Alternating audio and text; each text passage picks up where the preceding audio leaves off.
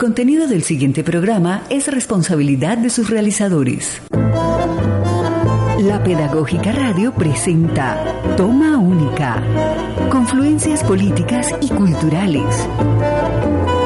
Dirección, profesor Ricardo Ruiz. Bienvenidos.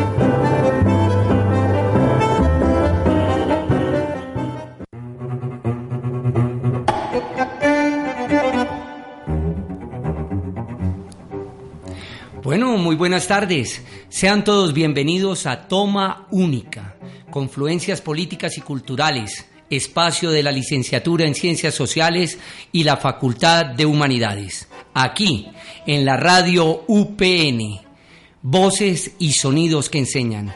Un saludo especial, como siempre, me acompaña hoy en el Control Master Elkin Calvo, la profesora Carolina Alfonso, nuestra directora, Yolanda Barrantes en la producción y David Hernández en comunicaciones.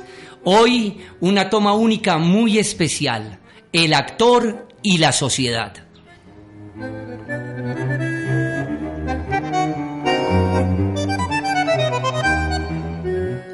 Qué importante reflexionar y debatir en un oficio tan fundamental para la sociedad. Ya nos lo vaticinaba Federico García Lorca, que el teatro es el barómetro que marca la grandeza o el descenso de un pueblo.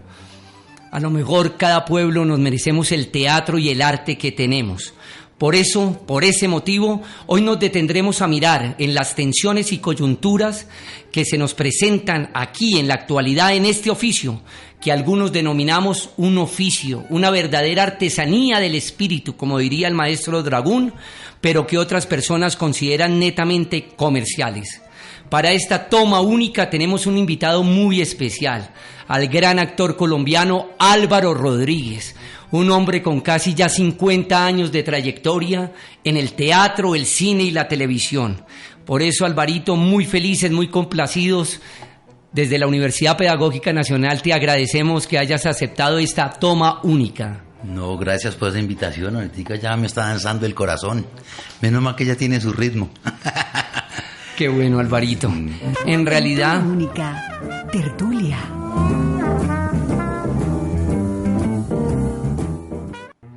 Bien. Bueno, en esta primera etapa de nuestro programa la denominamos Tertuliando. Te invitamos a que te sientas en un diálogo entre amigos, que de hecho ya son casi 30 años de conocernos y yo, a título personal, tener la inmensa fortuna de verte por allá en los años 90 en las tablas de tu querido y mi querido Teatro La Candelaria. Alvarito, quisiera que le digamos a toda nuestra audiencia que hablemos de Sevilla, del Valle del Cauca, de toda esa familia tan numerosa, de esas dos hermanas tuyas, en el corazón las tengo con tantos espacios maravillosos que departimos, y desde luego de Julián, ese hombre que también ha hecho una formación pedagógica bellísima en el Valle del Cauca con estos coros juveniles. Entonces, Alvarito, ¿cómo fueron tus inicios para meterte de lleno en lo que amas realmente, la actuación? Pues, Muesti, a ver, yo como que haya tomado una determinación nunca, porque yo desde niño en la casa siempre nos acolitaban la mamadera de gallo, y es muy particular decirlo, pero yo creo que las dificultades, la quiebra de mi papá, la austeridad con que tocó vivirnos fue fundamental, y ahí es donde entiendo específicamente que sin conflicto no hay drama. Entonces, 13 hermanos, donde no teníamos juguetes, donde pues prácticamente no teníamos nada. Eso nos llevó a conformar un equipo de fútbol, nos llevó a hacer teatro, nos llevó a hacer música con las ollas de la casa. 5 hermanos alcanzaban a tocar armónica, uno de ellos acordeón, pero muy empíricamente, ¿sí? Y cuando hablo de estas dificultades, es que el tiempo que se ha trasegado en este oficio me permite como darle validez a toda una cantidad de teorías que a través de mi maestro Santiago García, que reitero como siempre ha sido la justificación de mi existencia, yo creo que todos estos problemas, ¿sí?, que hubo en la casa, al lado de nunca perderse la risa. Ahí yo digo que de verdad la risa es el remedio infalible. En la casa nunca se dejó de mamar gallo, y fue la mamadera de gallo precisamente lo que nos permitía vislumbrar y hacer objetivo la circunstancia económica en que vivíamos. Pero nunca como que nos doblegamos. Yo trabajo desde los 7 años, cargué mercados. Pero entonces ya los mercados de los amigos, de los vecinos, de las tías, y como casi siempre el carnicero pone la libra y le echa un pedacito para medir, yo decía que sea la ñapa. Entonces en los momentos en que comía carne en la casa. Alvarito, te escucho y siento que eso es muy analógico, como hablando Enrique en su familia, el gran maestro del Teatro Experimental de Cali, cuando hablaba la relación con sus hermanos, ¿no? Con Nicolás, con Alejandro, eran verdaderos de ágapes. Eso tiene la familia vallecaucana, ¿no? Un arraigo hacia lo costumbrista, hacia lo popular, hacia que la risa nos salva de todo. Exactamente, ¿no? Y a entender como las dificultades, cómo nos dan como las herramientas fundamentales para ser verdaderamente humanos en las contradicciones, y a pesar de los conflictos, es lo que va generando la sustancial solidaridad. ¿Me entiendes? Que eso entre los hermanos, que como somos 3 hay de todos, unos mejor económicamente que otros, pero siempre nos reunimos en torno a cualquier cosa, ¿sí? Y allí es donde se revela estas dificultades, cómo nos permiten abrir el camino a la hilaridad, a la carcajada, a la mamadera de gallo. Yo creo que en la casa habrían por ahí unas 5 o 7 horas para montar, ¿sí? Sino que cada uno fue cogiendo su camino. Los hermanos mayores les tocó salirse de bachillerato. El mayor se desapareció y terminó por allá en Valledupar, de abuelo y todas esas cosas, que además es de un humor exquisito. Tengo cantidades de historias de él que me escribía en los clasificados de los periódicos, pero era pura literatura. Yo creo, Álvaro, que todo ese entorno marcó tu vida, ¿no? Fuiste un histrión desde pequeño, ¿no? Muy cercano a todas estas vivencias que nos comentas, que nos hablas. Sí, no siempre, desde peladito, culicagadito, montábamos obras donde la familia Araminta, que es otra familia de 12 hijos, y ellos, era una familia acomodada, tenía un comedor gigantesco de una mesa preciosa, y la mamá le ponía una tela gruesa y era nuestro escenario. Yo salía, cantaba como un gallo y esa era la entrada. Pero la motivación real era como para conquistar las vecinitas, las más bonitas. Usar el arte como técnica de seducción. Como técnica de eso. Álvaro, ya llegas a la adolescencia, esa transición de niño que nos comentas, asistías al Teatro Experimental de Cali, ¿qué pasaba en Sevilla? ¿Cuál era el movimiento? ¿Cuál fue la primera aproximación al arte que amamos? No, en Sevilla siempre en los homenajes a la bandera yo cantaba un poema o cualquier carreta hacía. Y tuve la fortuna, en 5º bachillerato fue la primera visión como más específica, donde escucho el cuento del absurdo, donde oigo hablar de Beckett, donde oigo hablar de Ionesco, Arrabal, bueno, a partir de un profesor de literatura, Eduardo Trujillo. Con él por primera vez nos pone como a leer y a enterarnos de todo este complejo mundo, pues, de los diversos lenguajes que allí confluyen, y montamos una obra de Ionesco, que fue con la cual por primera vez me gané una beca en la Escuela de Bellas Artes en Cali, que me la dio Enrique Buenaventura y, bueno, una cantidad de gente allí. Lamentablemente, pues, yo estaba muy entusiasmado. Es más, hicimos un festival con 10 grupos de teatro, que eso hubo todo tipo de historias. Con cada curso el profesor nos puso a dirigir un montaje. Yo dirigí una obra, por primera vez, una obra de un uruguayo que se llamaba Raúl Brandao, una obra que se llamaba Persona y Perro. Y a todos nos pusimos. Yo me acuerdo, había un pelado que se llamaba Pachito Gómez, que era un cacharro porque montó Blancanieves y los 7 enanos, y nos llevaron el festival a Caicedonia, y en el bus se entera que faltaba un enanito, un actor. Y este pelado todo asustado, sin embargo eso lo volvió como una virtud. Al presentar la obra, pues le explica al público que había montado Blancanieves y los 7 enanos, pero que en el camino se había aparecido un lobo y se le había comido un enano. Entonces presentó Blancanieves y los 6 enanos.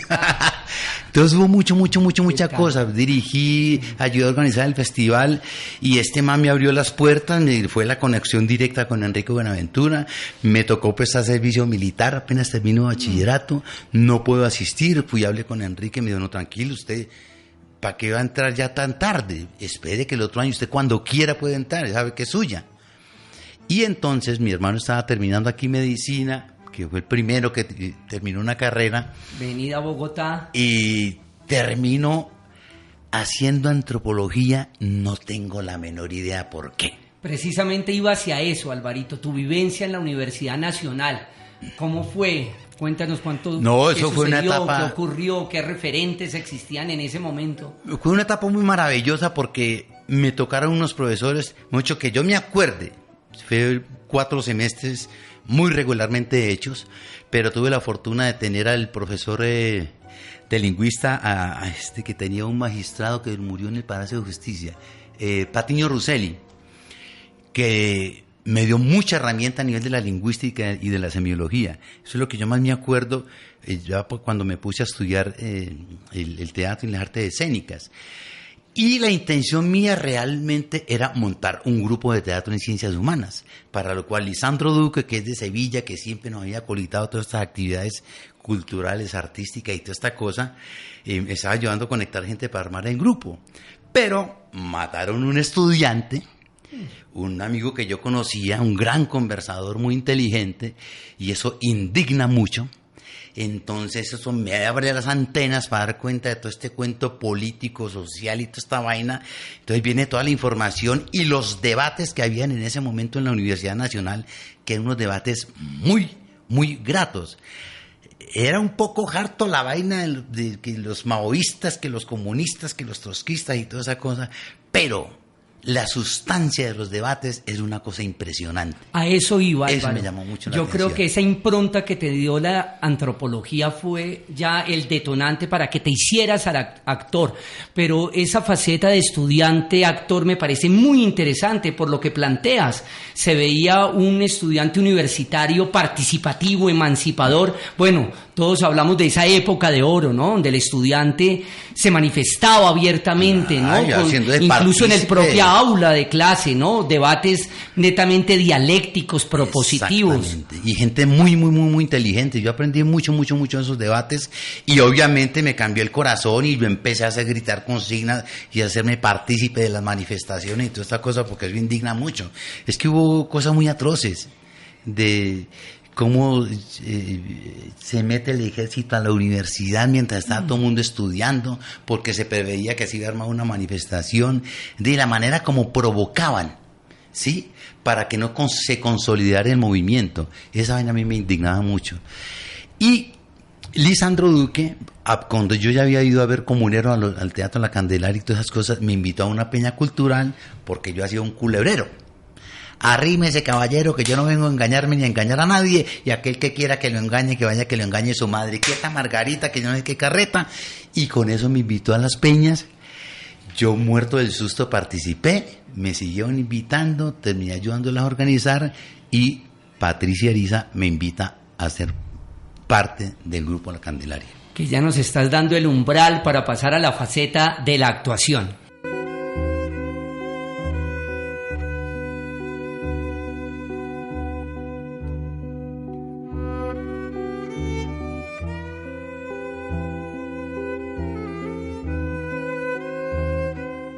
Álvaro, tenemos que decirlo abiertamente sin ninguna adulación. Eres el actor colombiano que más ha hecho cine. Has hecho más de 40 películas entre cortos, largos, documentales. Has participado, entre otras, La gente de la Universal, de tu querido Felipe Aljure, Todos tus muertos y Perro come perro. 2 películas de Carlos Moreno que quiero que también hoy fijemos nuestra atención por el contenido social, político, emancipador que llevan, y 2 películas preciosas de una querida amiga nuestra, Livia Estela Gómez, que es La historia del baúl rosado y ella. En televisión, series inolvidables, nos faltaría el tiempo para enumerar todos los seriados que ha participado Alvarito, pero quisiera referirme a Fuego Verde en el 96, que creo que aún estás en el corazón del público con Tribilín, La hija del mariachi, donde compartiste con un gran amigo nuestro, Fernando Peñuela, que ya está en otras dimensiones, Comando Élite, que sé que quisiste mucho esa serie, La Ley del Corazón, entre otras. Y teatro, ni digamos, 25 años como actor del teatro La Candelaria, nuestro querido grupo, y que si no estoy mal, Alvarito, ahorita nos dirás, la primera participación creo que hiciste con la obra de Joao Cabral de Meloneto, ¿no? Vida y Muerte Severina, fuiste autor y actor de Guadalupe años 50, ícono, Diálogo del Rebusque, Don Paulus, que yo siento que ahí se hizo todo el afecto tuyo con García. Esta faceta, Alvarito, el teatro, el cine y la televisión, no te voy a preguntar con qué te quedas, sino gracias por darnos tu oficio y hacernos... No, me quedo con el teatro y con el cine, eso sí lo digo sinceramente, sin negar que con el televisión también se podrían hacer muchas cosas maravillosas, está toda la infraestructura, pero el concepto mercantilista no permite el invento, que es fundamental en un proceso creativo, ¿sí? O si en un proceso artístico. Y el teatro, pues, ha sido la esencia mía. Por el teatro, o sea, que me empezaron a invitar a televisión, por el teatro me empezaron a invitar a hacer cine, hasta completar la 40ª película ahora. Cortos he hecho más de 120 cortos con estudiantes, y eso yo lo quiero mucho porque ha sido la formación mía a nivel cinematográfica, sin desconocer todas las informaciones que le dan a uno ciertos directores como Felipe Aljure o Carlos Moreno, pero yo creo que el teatro y García me enfrentaron a unos problemas que yo pensé que me iba a enloquecer. Empezando porque yo le renuncié a hacer el Pablo del Diálogo del Rebusque. Yo le renuncié, yo dije que yo no podía porque me tocaba unos monólogos larguísimos, me tocaba cantar, me tocaba bailar y bueno, yo estaba como loco. Y yo dije, yo no puedo, García, yo no puedo hacer esta vaina. Él lo que hizo fue pegarme un insulto. Usted es que es bobo. Si usted tuviera ya el personaje, no serviría para esto. Nadie tiene personaje, como esto es una vena colectiva. Y usted se tiene que meter, si usted lo metía ahí fue por eso. Yo ya lo conozco, no, ¿cómo así? Pues ya me había visto porque yo había estado en Comuneros, había estado en Vida y Muerte Severina, y pues muchas cositas que hacía por ahí por los lados. En el Rebusque dirigiendo grupos de sindicatos y cosas. Alvarito, es que te quiero preguntar, aquí tenemos en nuestra Universidad Pedagógica Nacional licenciatura en Artes Escénicas. Entonces me llama mucho la atención esa relación tan bella, que algunos pueden decir que también es una relación de pugna, ¿no?, entre el actor y el director. Pero mira esa formación que te dio García, que nos dio García. ¿Qué le podemos decir a esta nueva generación de licenciados en las artes escénicas frente a problemas tan graves del actor como el ego, el narcisismo, esa autoestima a veces ya en otras dimensiones, y no decir que abiertamente es una comunión, es un colectivo donde todos echamos adelante el barco? Entonces quisiera que nos hablaras un poco de esa relación con García, que entre otras cosas, nuestra audiencia debe saber que nuestro maestro Santiago sufre de Alzheimer, ¿no? Qué contradictorio un hombre con su lucidez en esa dimensión de esa enfermedad. Y debo decirlo público que Alvarito Rodríguez es de las pocas personas que Santiago siempre se acuerda. Alvarado. Entonces, ¿qué podemos hablar de esto, Alvarito? Pues era un consejo que yo a través del tiempo se lo aprendí a García, es aprender a hacer lo que le dé la gana, obedecerle al corazón y obedecerle a los sueños. Pero hacer lo que le dé la gana en términos humanos y en términos del placer, de la satisfacción que esto tiene que producir, es la libertad que implica un compromiso, ¿sí? O sea, hacer lo que le dé la gana como sinónimo de honestidad, de lealtad con uno mismo. En últimas, abrir el camino hacia lo ético. Ahí es donde está como el problema. Porque hacer lo que le dé la gana tiene que ver con el invento, con lo creativo, que si eso no existe, pues no existe el arte. Entonces, en múltiples talleres que yo dicto para teatro y para cine que me han invitado y que yo estaba aprendiendo, porque es que con García en la escuela que me tocó se estaba aprendiendo, porque siempre ha habido un roce entre lo académico y lo artístico. Total. Yo eso se lo entendía perfectamente a García, pues ya después de mucho tiempo de estar hablando con él, y cómo la necesidad de que el profesor es el primero que tiene que estar aprendiendo. De hecho, acuérdate un libro icónico que trabajábamos con el taller, con el maestro, De la magia a la técnica. De la magia a la técnica. De García Vaca. Exactamente. Es decir, es precisamente hacia eso. El actor necesita esa fundamentación teórica, técnica, pero su espíritu, sí, su flor de piel. Pero la técnica y todo, es que ese es el cuento. La técnica, que es un medio, si no está alimentado de una sensibilidad social, de una sensibilidad política, de una carga de nuestras raíces culturales, porque si uno no se ahinca en su raíz cultural, y eso lo enseñan los clásicos, es muy difícil llegar a un trabajo decoroso, ¿sí?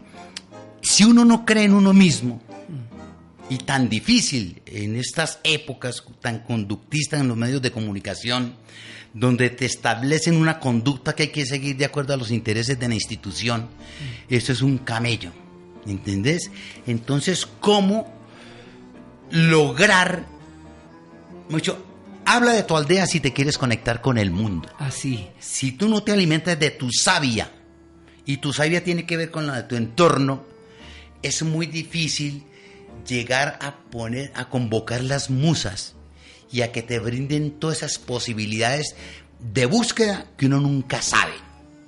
Yo tuve un conflicto con García con eso, porque de un momento a otro estábamos montando papas fritas de Arnold Wesker con un director inglés, y ahí él me vio pues haciendo un cabo, y por eso me invitó a Guadalupe, y entonces cuando empiezo yo a hablar, porque había un viaje a Nueva York y eso es un ensayo a toda, pues me tocó a todo, porque yo había estado en improvisación en eso, pero yo estaba haciendo eran las luces. Muy amigo, el director del Festival de Teatro de Nueva York de García. Ajá, de Chicone, Oscar Chicone.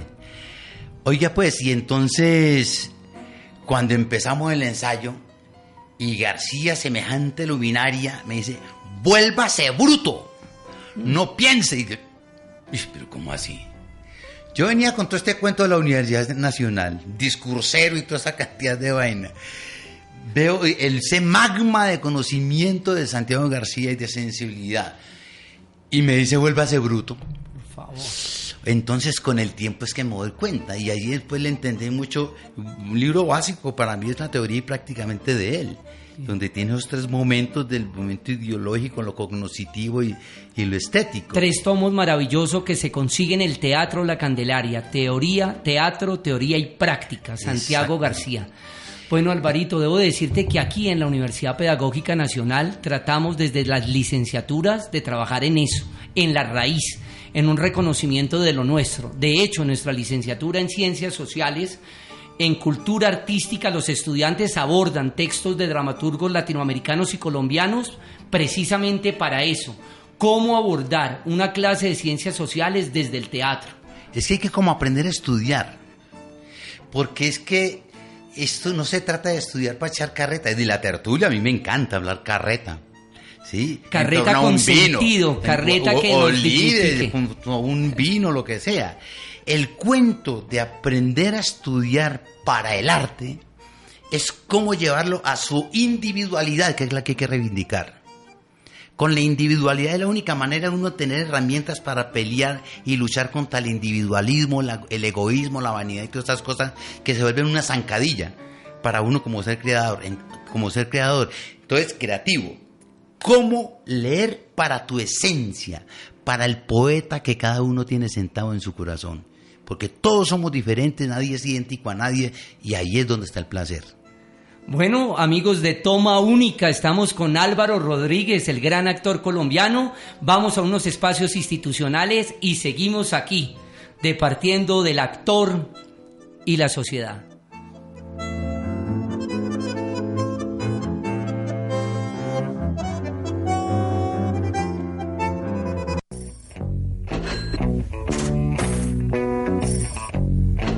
Hola, Soy Isabel Cristina Calderón, profesora de la Facultad de Educación de la Universidad Pedagógica Nacional. Hola, mi nombre es David Andrés Rubio Gaviria, profesor de la Facultad de Educación de la Universidad Pedagógica Nacional.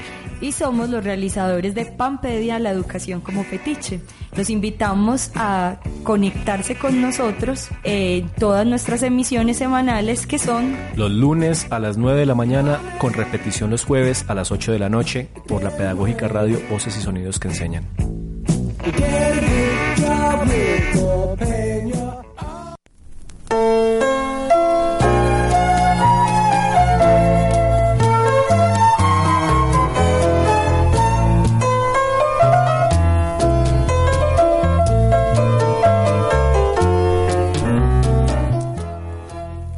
Bueno, estamos con Álvaro Rodríguez, el gran actor colombiano y nuestro invitado en la toma única de hoy, el actor y la sociedad.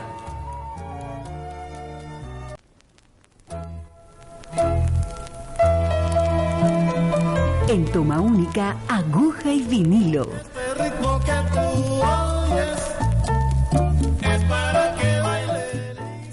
Bueno, Alvarito, nos llegó el momento de evocar a los vinilos. Sabemos de tus gustos musicales variopintos maravillosos, que van desde el Cholo Valderrama, que yo creo que por eso escogiste así el nombre del grupo, por ese Alcaraván maravilloso, Antonio Aguilar, Carlos Gardel, cantante favorito de mi madre, que en gloria esté, Janis Joplin, Paco de Lucía, Héctor Lavoe, Ángel Canales, Igor Stravinsky, Portavales. Pero te tenemos una sorpresa aquí, en Voces y Sonidos que Enseñan. Quiero que escuches esta canción, Alvarito.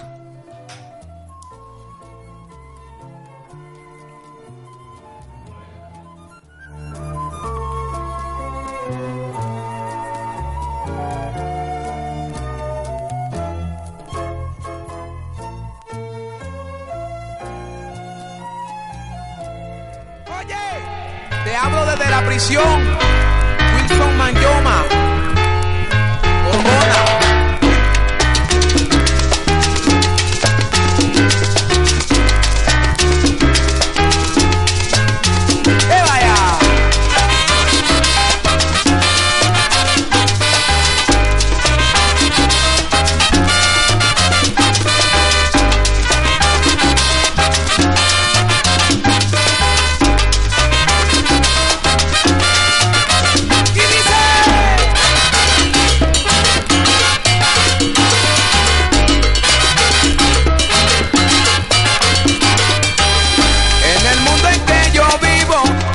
Cuatro esquinas, pero entre esquina y esquina siempre habrá lo mismo.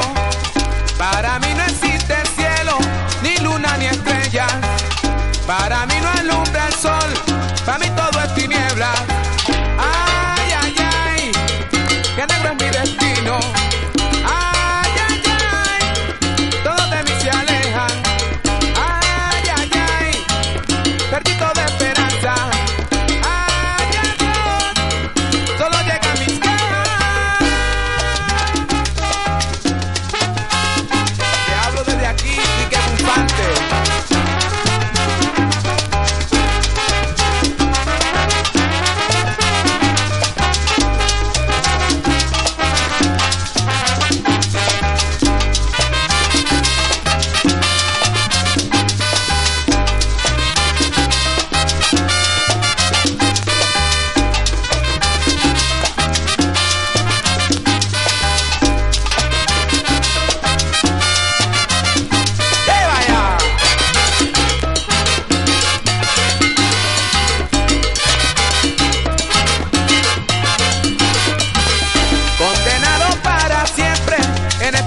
Celda, donde no llega el cariño ni la voz de nadie.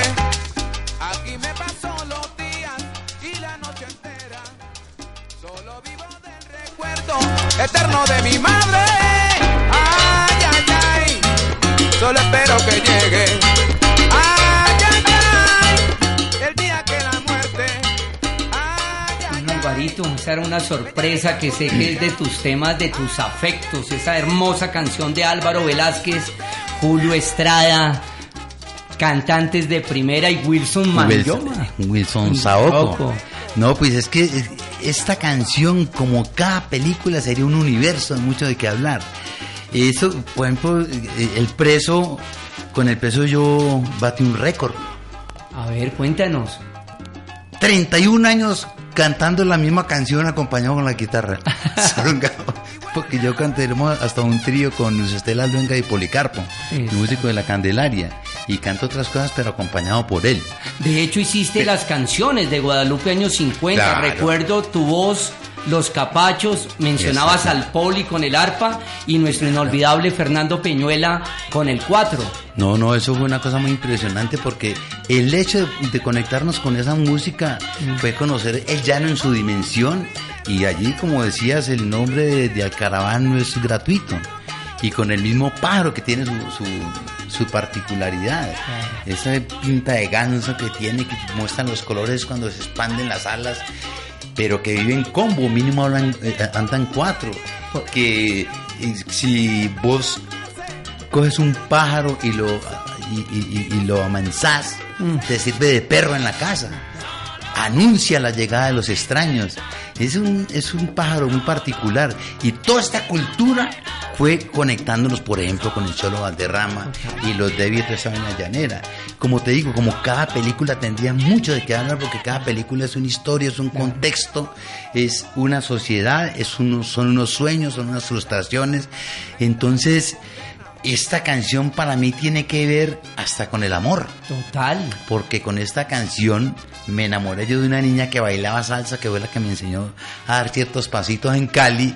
Y yo ahí azotando la baldosa. Azotando la baldosa, y la quise mucho además. Ese ambiente, Alvarito, de las tabernas, que yo lo tengo incluso como metodología de lo que quiero hablar contigo.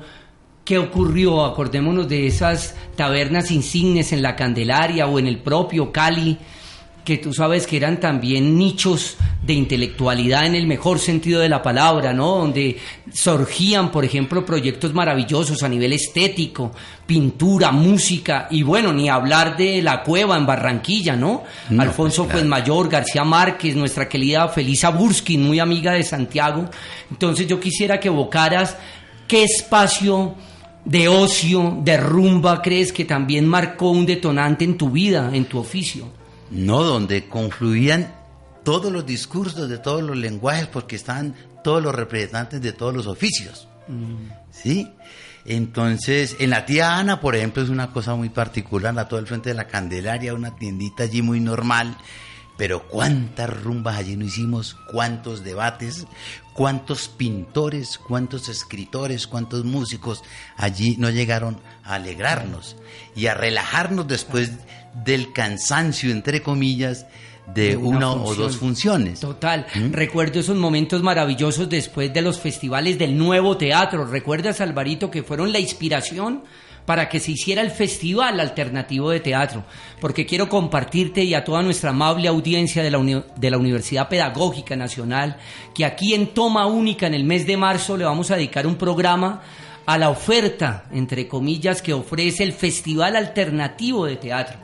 Ese hermoso festival en el cual tú participarás, que dirige nuestra querida amiga Patricia Ariza, y queremos darle la voz a estos espacios, a ellos, a estos creadores que están alejados de esa cartelera comercial, banal, simplista, que no aporta nada. Por eso, Alvarito, quisiera que nos hablaras un poco de Casa Tea, de lo que es ese proyecto cultural tan interesante que emprendiste, que te lo cargaste al hombro incluso con tus propios recursos, que todos sabemos lo difícil que es tener un teatro en nuestra ciudad. No, pues esta búsqueda tiene que ver con todos los sueños en ese devenir de hacerse camino al andar, ¿sí? Y bueno, Casa Tea para mí, pues ya ahorita no tengo ni un peso, pero tengo el corazón contento, tener el espacio para uno escribir, indagar, estudiar y crear lo que quiera, porque todas las obras son nuestras. Ahora, y siempre, como sucede, tratamos de adherirnos a los acontecimientos históricos y culturales y toda esta cosa. Ahora, por ejemplo, la caída de las águilas, con la cual vamos a participar en el Festival Alternativo, en el Festa, y también va a ser partícipe en la sala, se van a presentar varios grupos, eso habría que consultarlo ya posteriormente cuando salga la programación, pero esta obra es motivada en la masacre del Salao y tiene una virtud muy chévere que fue con una investigación muy amplia, hasta Felipe Aljuere fue a charla allá, porque él estuvo haciendo investigaciones para documentales, y cómo logramos a partir de improvisaciones dar cuenta no del descabezado, no de la sangre, no de los tiros, sino del cuento humano que padece la guerra. Y cómo la obra no se circunscribe únicamente a la masacre del Salao, sino a todas las masacres que han existido y a todo lo que significa la guerra en el mundo entero, que es una caca. Total. ¿Me entiendes? Incluso, Álvaro, haces la evocación de la obra de la caída de las águilas. Me acuerdo incluso del Deber de Fenster, una obra que también montó Nicolás Montero con Humberto Dorado, a partir de estudios de textos del historiador que ahora es rector de nuestra universidad, Adolfo Ateortúa, pero me acuerdo de Felipe Vergara, también Iquilele, sobre la masacre de Bojayá, y me acuerdo de la investigación de César Vadillo y la Candelaria con Si el río hablara. Esas obras son las que necesitamos ver en nuestro país, Álvaro. Obras que hablan de una resiliencia, que es posible salir del hueco, de esa caca que tú mencionas, desde el espíritu del arte, ¿no? De hecho, te quiero contar algo, y a toda nuestra amable audiencia, del maestro Carlos José Reyes, también muy querido por estos espacios, publicó 3 tomos, Teatro y Violencia en 2 siglos de historia de Colombia, Álvaro. Entonces, frente a esa coyuntura, a ese teatro que tú haces, es el teatro que necesitamos. No, es que es el teatro de la historia, es que el teatro nace de acuerdo a los momentos históricos, como hablábamos ahora. Entonces, es que ahí es donde está el problema de los medios de comunicación y toda esta cosa, es de cómo no se le da valor a las obras que realmente tienen una incidencia social, y si pretender que el teatro o el arte vaya a solucionar nada, si son caminos para la humanización. Entonces, el hecho de haber participado nosotros, por ejemplo, en las zonas veredales, es una cosa impresionante. Los interrogantes tan gratos para uno, porque es que es mucho más importante la pregunta que la respuesta.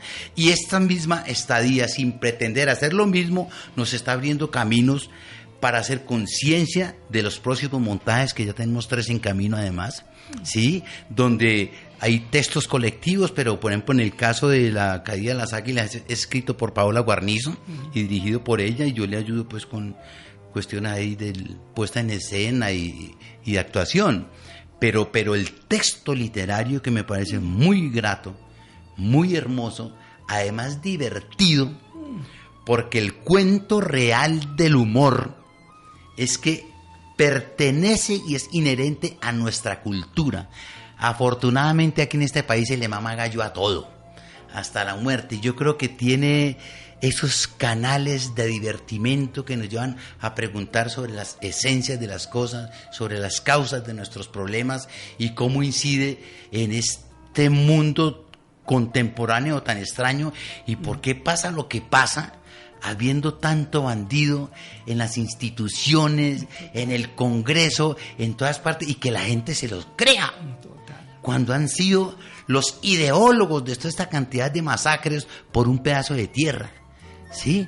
Donde desplazan al campesino, y no solamente es el desplazamiento de la tierra, sino lo que acontece con el movimiento cultural. En el mismo Salao sacaron a todos los músicos a cantar, a embriagarlos, a enviciarlos mientras estaban torturando y matando. ¿Me entendés? O sea, es una cosa pensada de cómo lo lleva uno a recordarse este man que llamaba este personaje que era como mano derecha de Hitler, que decía, escucho la palabra cultura y me mando la mano al cinto. O sea, ese cuento de la cultura para ellos, para muchos que están ahora en el Congreso y que hablan con una ímpetu, la cosa impresionante, para ellos la cultura es un obstáculo. Alvarito, ya lo decía Ortega y Gasset, unas bestias educadísimas. Exactamente. En Toma Única, El Escape.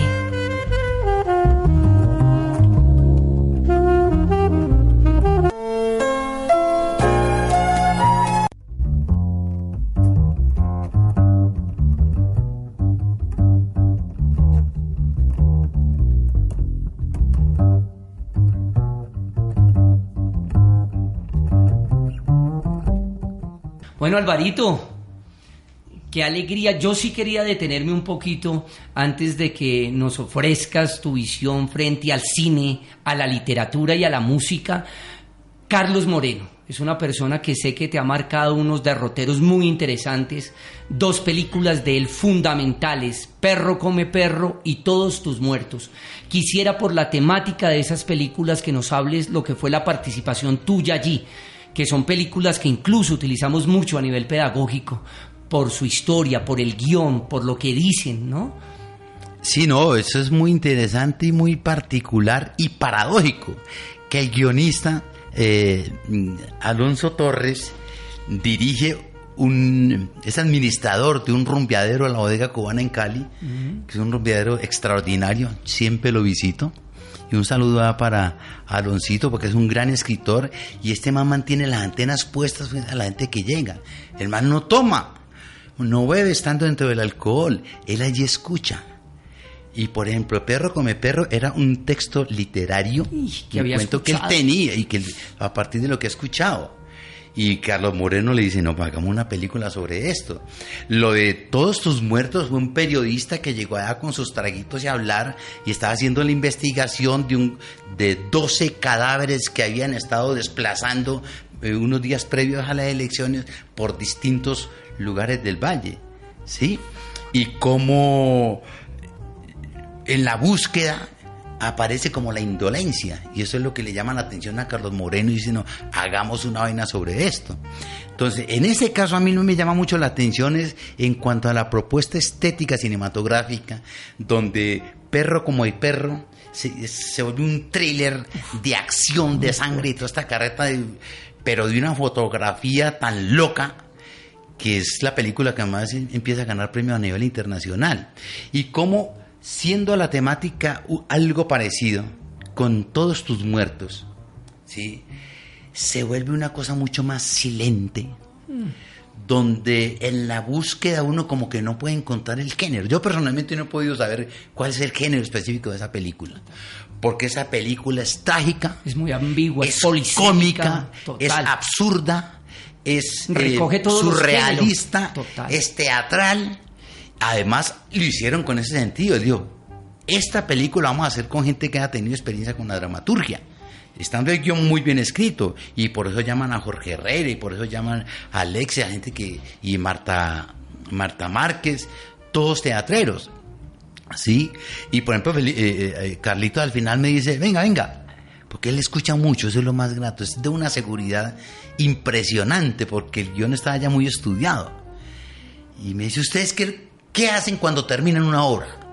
Y no, pues uno hace una venia y saluda al público. A ver, ¿cómo despidió esa otra película? Y ¿cómo así? Y ¿cómo debería? No, pues entonces llamemos a todo el equipo aquí que haga la venia, y entonces, bueno, hagamos los actores, hagamos los de fotografía, productores, editores, dígala, haga, ¿cómo es? Y no, entonces aquí, pum, y entonces cuando yo haga la venia, todo el mundo se va agachando. Imagínate, eso fue ahí, ¿me entendés? Pero es la seguridad que le da a uno el director, porque hay mucho diálogo. Carlos Moreno escucha mucho, y eso es muy fundamental, porque hay directores que tienen unas ideas maravillosas pero no las saben transmitir, y mucho menos para ese riesgo que significa un proceso artístico. ¿Qué va a pasar? ¿Sí? Entonces, que a uno lo escuche, que haya como una simbiosis, y que la resultante sea entre el director, el equipo y el actor, porque en últimas las ideas se van a la basura, porque el arte no muestra ideas, el arte es concreto. Y la verdad es concreta, como tenía Brecht en su oficina. ¿Te acuerdas que Garciano lo decía muchas veces? Pues Alvarito, esos contenidos cinematográficos sí que nos hacen bien desde las aulas universitarias, para debatir esas problemáticas, esas reflexiones y mirarnos a nosotros mismos, ¿no? De lo que está ocurriendo. No, y sobre todo la carta del divertimento. Es que los medios de comunicación son tan terribles, por eso es que estos espacios son tan gratos, porque Gracias, se puede hablar Álvaro, tranquilamente, ¿me entendés? Pero ¿qué era lo que iba a decir? Se me fue la paloma. ¿De qué es que estamos hablando? Precisamente de eso, Álvaro, de estos espacios alternativos, pedagógicos, voces y sonidos que enseñan, que dan la otredad, la diferencia, No, el margen. De la pedagógica radio. Sí, yo no sé, me fue iba a decir algo que me parece muy interesante y no sé por qué No, es que tengo muchas cosas en la cabeza. Tranquilo. Vamos a... Pero, bien, fresco, Álvaro. Muy bien, muchas gracias, viejo Elkin. Bien, ¿no? La pedagógica radio presenta Toma Única. Confluencias políticas y culturales. Dirección, profesor Ricardo Ruiz. Bienvenidos.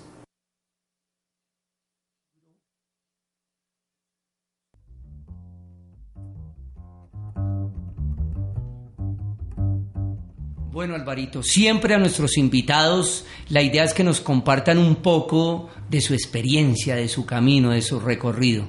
Y hemos decidido aquí con el equipo de trabajo de la emisora que nos digas qué película crees que marcó tu vida, qué texto ha sido fundamental en tu historia y qué música o qué compositor o qué cantante ha llegado siempre a tus afectos. Tómate el tiempo, puedes darnos varias recomendaciones. Pues eso es tan difícil porque como que es todo. Porque, por ejemplo, en Sevilla el caldo de cultivo era la violencia y todo lo que se ha escrito sobre eso, como los textos de este historiador que habla de los... Eduardo Umaña, Orlando Falsborda, Monseñor también. Guzmán. Bueno, hay varios. Es que lo que pasa es que... Alape, que trabajó tanto con la Candelaria, acuérdate. Pues sí. Clave. Sí, bueno, los textos que hacían referencia a los acontecimientos que tenía muy directamente uno en Sevilla. Eso por un lado. Por otro lado, cosas tan particulares del contexto como un libro que tenía mi papá sobre la historia del nudo. ¿Sí? Entonces, como los nudos es una cosa impresionante, desde el nudo del zapato hasta el nudo secreto que tenía el campesino, o el nudo para sostener el peso y que después con la tirada de una punta cayera. ¿Me entendés? O los nudos de la gente que trabaja en torno a los barcos, toda esta cosa. Pero también hubo otro libro que era maravilloso, que se llama Cosas Do, sobre el origen de las letras. Entonces, si vos vas a ver, el origen de las letras tiene que ver con la historia. Por ejemplo, la letra C, que él ejemplificaba, todo lo cóncavo, ¿sí? Todo, cueva, culo, casa, ¿sí? Toda esta vaina. Entonces, esa vaina a mí me fue marcando mucho. Obviamente, del Quijote, que en literatura lo empezamos a ver en quinto de bachillerato, también con Eduardo Trujillo, que nunca lo olvido, siempre lo llevo en el corazón. Y todas estas historias de caballería, donde la caballería en Sevilla se daba en términos diferentes, con respecto al ganado, con respecto a los mismos caballos, que eran caballos pesados, de cargando peso. ¿Qué tal? ¿Sí? Y una amalgama de literatura nos has mostrado, Alvarito. Es una cosa impresionante, hasta después llegar... Lo que pasa es que hay libros que a uno lo marcan por el tratamiento, de cómo sea la motivación hacia el hecho cinematográfico o hacia el hecho artístico, por ejemplo... Saltemos del libro a la imagen. ¿Qué película? Ay, hijo de madre. Pues es que en Sevilla casi no había cine. Yo me acuerdo de Tarzán, me acuerdo, bueno, una que me marcó lo bueno, lo malo y lo feo. Alguna que no se me olvida jamás, Koyaanisqatsi, que haciendo tantos años atrás, cómo le revela a uno todo el acontecimiento ahora que está pasando con la naturaleza. ¿Me entendés?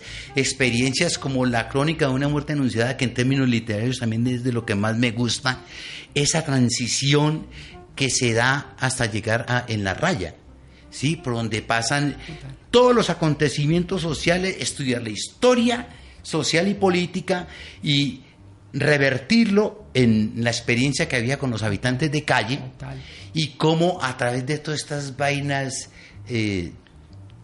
supuestamente solidarias de ONGs y todas esas cosas, montan una obra con unos indigentes.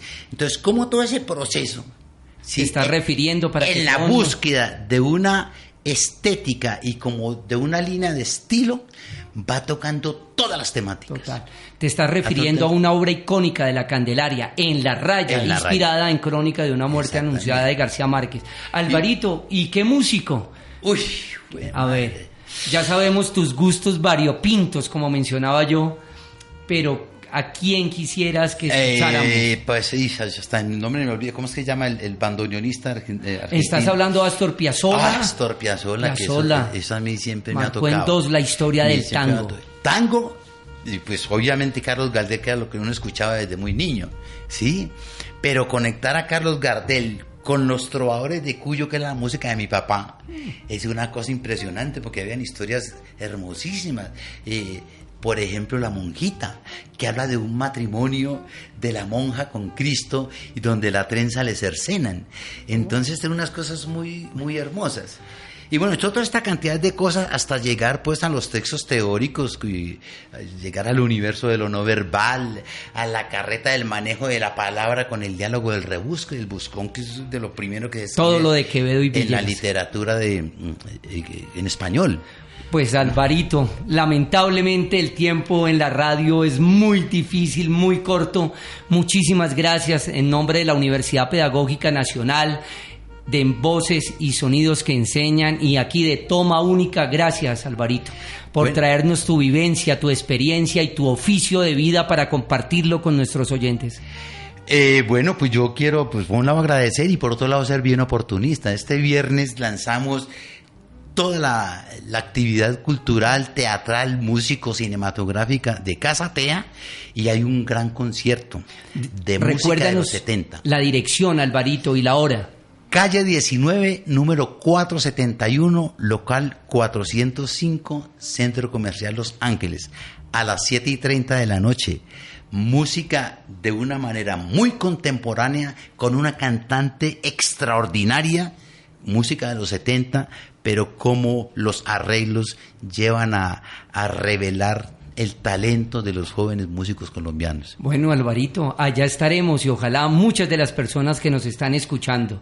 Álvaro Rodríguez hoy en esta Toma Única, les acompañaron en el Control Master Elkin Calvo, en la producción general Yolanda Barrantes, David Hernández en todo lo que tiene que ver con comunicaciones, y un saludo especial a nuestra directora, la profesora Carolina Alfonso. Quien les habla, Ricardo Ruiz Angulo. Muchísimas gracias y hasta la próxima.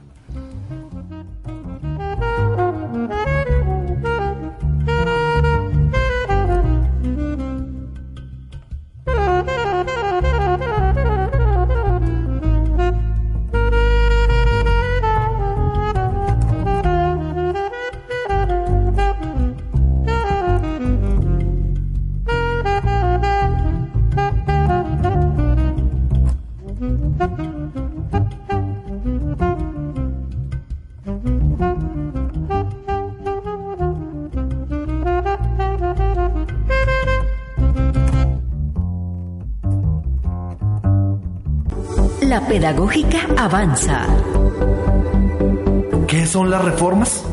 Las reformas son una decisión autónoma de los estamentos universitarios que ha quedado inscrita en el plan de desarrollo institucional colectivamente construido y en los planes de mejoramiento trazados por unidades académicas y administrativas. En las reformas participan docentes, estudiantes, trabajadores y egresados. ¿Qué no son las reformas? Las reformas no son una imposición de la OCDE ni del Banco Mundial, tampoco una decisión del Gobierno Nacional o del Ministerio de Educación. ¿Qué se reforma en la UPN? Se reforman el Estatuto General, el Estatuto Académico, la estructura orgánica y el reglamento estudiantil, con la participación de todos los estamentos y con el fin de proyectar una universidad que responda a nuestras necesidades y a la realidad actual de la educación superior pública. ¿Cómo se hacían antes las reformas? En el pasado muchas normas fueron impuestas o aprobadas sin participación. Esta no es la voluntad del actual gobierno universitario. Ahora lo haremos entre todas y todos.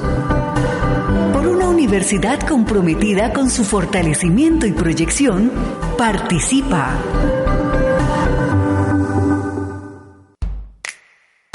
La licencia